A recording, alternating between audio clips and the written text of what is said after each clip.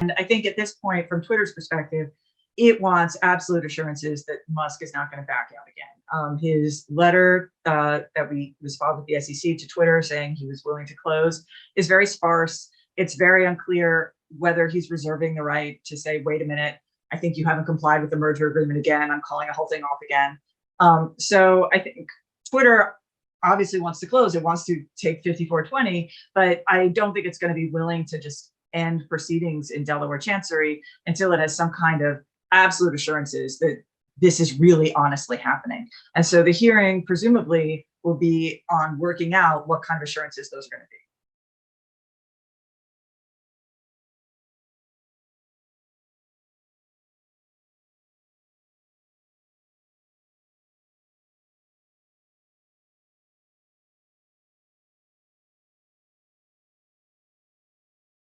In fact, what's surprising is how unsurprising it all is.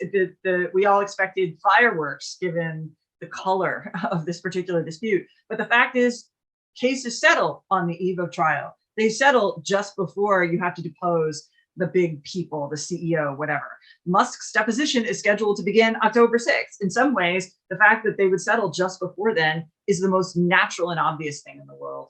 All we saw were some fairly anodyne text messages that Musk's co-investors sent him. And the press had an absolute field day with that. Now, Twitter's been getting all kinds of discovery on all of Musk's communications with everybody about this deal. I have absolutely no doubt it would have been also embarrassing, if only because he didn't expect that he was talking, talking to a courtroom or the world at large.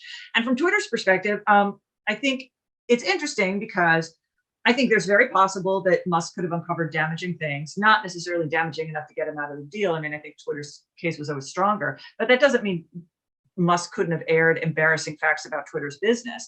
But from Twitter's perspective, there's also the aspect that what do they care? If they win and they get bought by Musk, then as a company, it doesn't matter what got aired that was bad news for Twitter. At that point, the shareholders are out. It's Musk's problem. So in that sense, Twitter could kind of be like, just fine, reveal it all. It doesn't matter. As long as we win the case in the end, it doesn't actually matter because now it's Musk's problem as a company.